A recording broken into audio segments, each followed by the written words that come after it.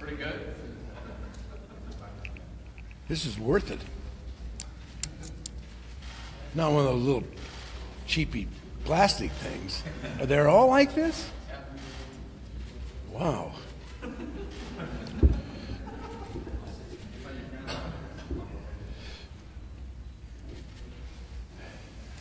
Come back, come back, come back.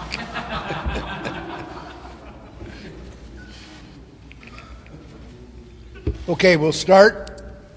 I do want to thank GECU for sponsorship of this Aaron Jones bobblehead, and also the Jones family for allowing us to do this weekend. 1,000 are going to be given out.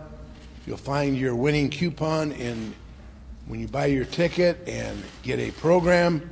The coupon will be in there on page 29. Get it? His number. And this is a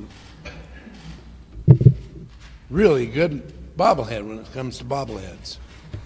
I'm not a connoisseur or anything, but it's not a cheap little thing. It's real nice. It's great. And he had a wonderful weekend. Well, wonderful would have been a win, I'm sure, but made a nice run for a touchdown. Got a little pat on the back while he was waiting there in the stands, and flashed up 915 area code with a minor pick. So we're very proud of Aaron Jones, and he'll be back here this weekend along with another great football player, Seth Joyner. So it's a very special weekend for this weekend. Going back to Southern Miss is something I would not like to do. But going back to review the game a little bit, I thought we came out with energy and enthusiasm again. Really good energy and enthusiasm for the first half. And the momentum really got swung when we fumbled the ball on the 1 yard line. Made a tremendous play on the interception, and then fumbled the ball back to him, gave them a touchdown, and otherwise it would have at least been 7-0, and we would have remained in the game with enthusiasm that we started the game with. But I thought our defense played well again for 2 weeks in a row with great intensity and enthusiasm, and we got 3 turnovers, which is something that we're striving to do as a defense and continuing to improve on.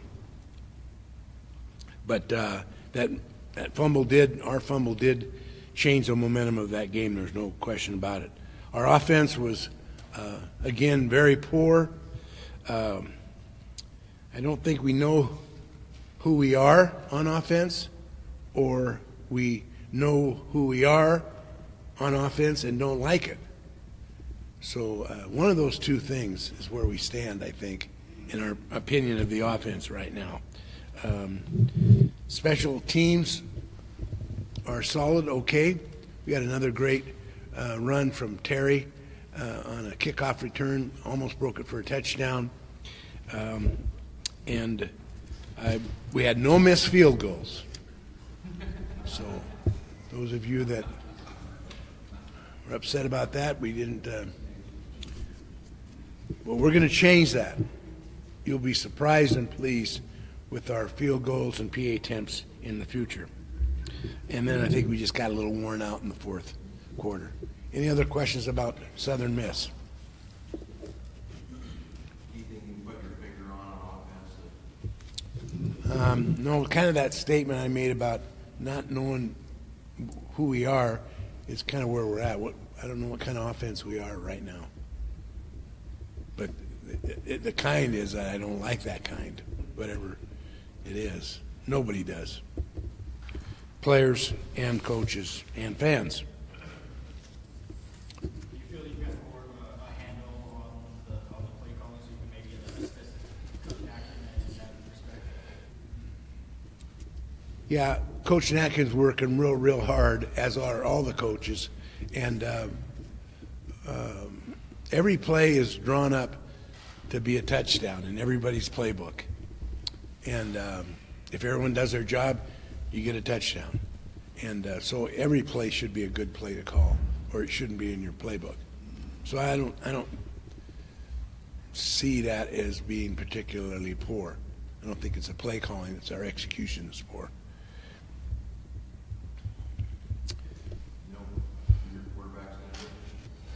Quarterback is still kind of up in the air.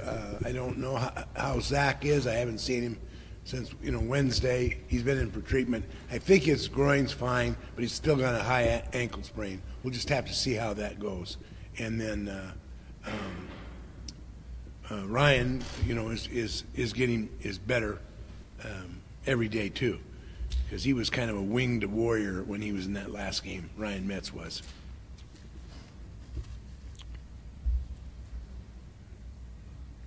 Okay, we'll put that one to bed, can we? It seems like it was a year ago. Well, we got the Roadrunners coming in here, which they're hard to kill. If you've seen any cartoons, that rock and boom, never seems to fall on the right Roadrunner, and so they're an elusive bird, and I think they've done a really good job there, though. The program has come a long way. Frank Wilson, the new coach, and his associate head coach, Jason Rollins, are guys with really great reputations in the coaching profession, and their players play like it. So they're well coached and they're disciplined and they play good. Their offense is pretty explosive. They're averaging around 460 yards a game. Oh, what we would take for 460 yards a game on offense. I think would probably be about second in the conference now. I'm not sure. I haven't seen the latest conference stats, but I know that in much of them they're up there fairly high. Like total offense, I think they're second. So they can move the football. They got a real good quarterback. He's a senior. He's really tough. Number 14, Dalton Sturm, and he's got 5 or 6 school records already, and is chasing or narrowing in on all the rest of the passing records and total yardage and efficiency.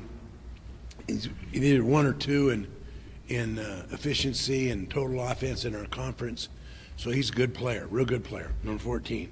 They have 2 running backs. Number 5, Jalen Rhodes, has really been the guy that started the season out for him, and he was closing in on all the career records at San Antonio. And then his backup in the last 2 games, Terrell Clay, number 22, has just had a fantastic last 2 games.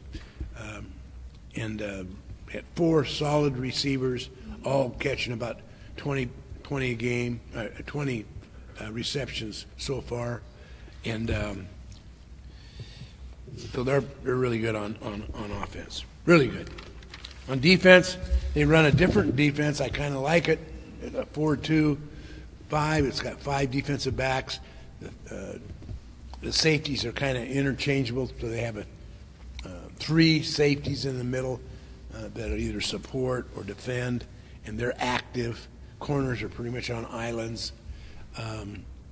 4 down linemen, 2 inside linebackers, and then these 3 safeties that roam and are really hitters. Number 14, number 11, and number 25 are all really good hitters. There are 2 inside linebackers. 55 and 31 are solid linebackers.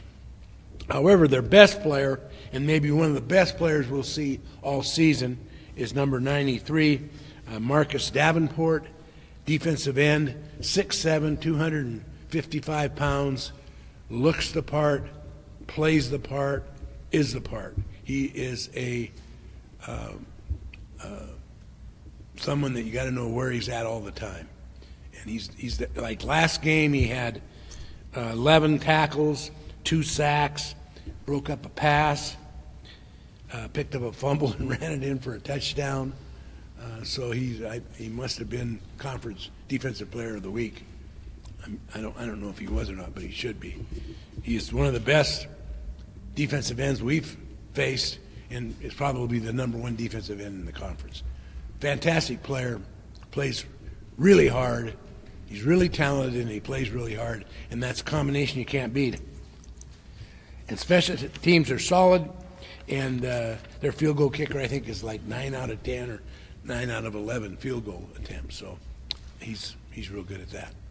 Like I mentioned again, I think this is a solid team we're playing, very well coached by a couple of good young coaches in the profession. Questions? What's Wadley's status? Wadley's question mark still. He just saw him yesterday, and he's still a question mark. He's not. I'm not sure if he's going to play and how much he would play. People have talked about this game potentially being a rivalry game down the line. Do you see that potential as well? Well, I wouldn't want to see it a rivalry game down the line, but when they first came into the league, when they first started up, I thought, you know, that's fine and dandy because we used to recruit that area pretty good, and let's not let them get good because then we'll really have our hands full. I'd like to have kept them not very good program there, and we could have gone in and recruited a little bit better out of there. But no, they had to go ahead and, you know, now they're 4-2 and they're right in the race for the conference, and they're doing a really good job. And so now it's going to be them and North Texas. I wasn't excited about it having them join the league because they got two good recruiting areas, and they're both doing very, very well. So it will be and is and becoming that, I think, a rivalry. During the bye week, how much were you able to help the offensive coaches try to find that identity? What kind of hands-on that is that something you still haven't kind of fully dived into yet? Well, I think it's an evolving process. And like I said before, these players were recruited to a particular type of offense, and the terminology is professional in its nature. I mean, coming from professional football and real wordy. So it's a little bit hard to change horses in the middle of a race. But hopefully, and that's on my part, what I'd like to do is help the offense, obviously, to produce more yardage, touchdowns, and be more of a wide open scheme. And so we'll see how that goes Saturday night when you pick up your souvenir. Hopefully we'll pick up some points and put some electricity in that scoreboard. Coach, with their being in town, will you happen to speak to the team and how you think they'll react to the team morale will be in town?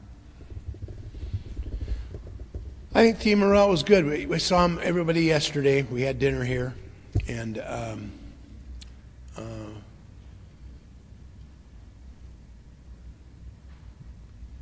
they want to win as bad as anybody, and but they're not.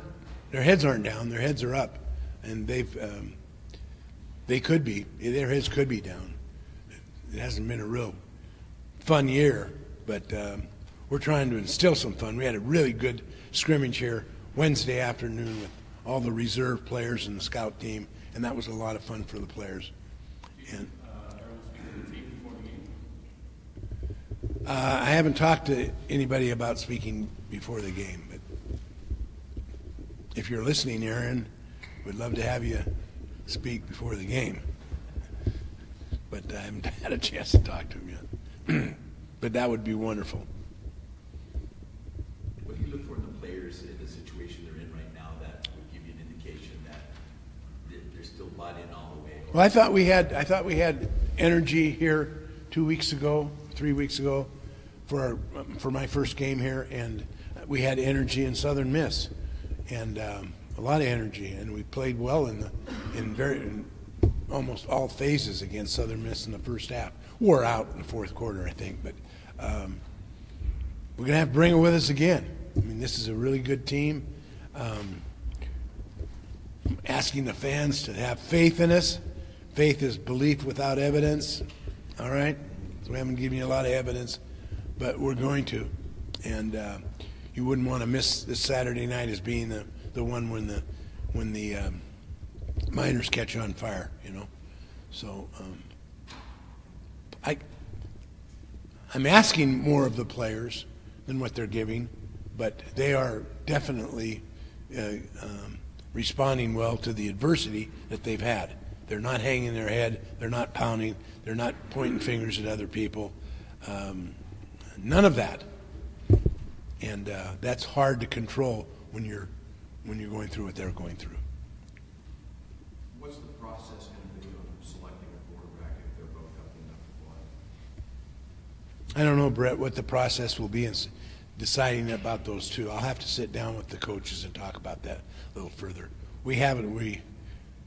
The injuries have prevented us from really being put in that situation. So if they're both healthy, that's awesome, because we'll probably need both of them. And I think, probably should have played Mark Torres a little bit more. I would have liked seeing what he could have done in the last game, too. Has it been going in terms of transition with you and the rest of the coaches? Yeah, I think the transition has been good. It probably was a little easier because I have stood up here before.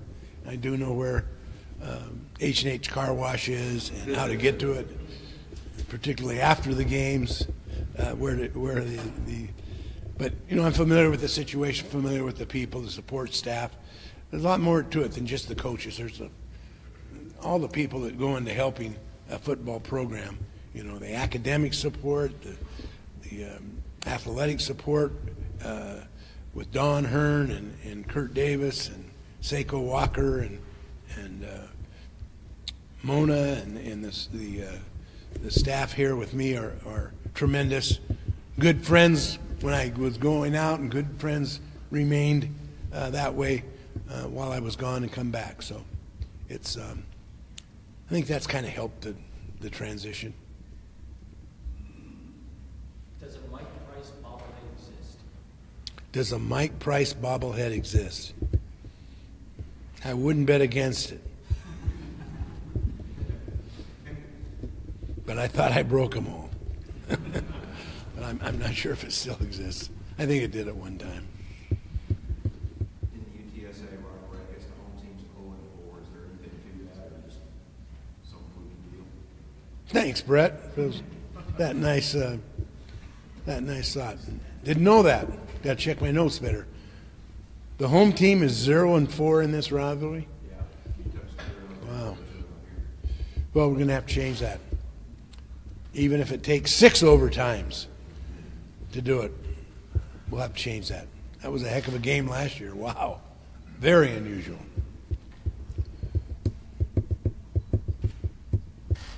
Encourage everybody to come to the game. See two of the finest players that have ever donned a minor uniform, in Seth Joyner and Aaron Jones, and it's been a great ride for both of those guys, and they're so proud of El Paso. It's nice to have those fine people back to watch the game as alums. Okay, thanks, guys.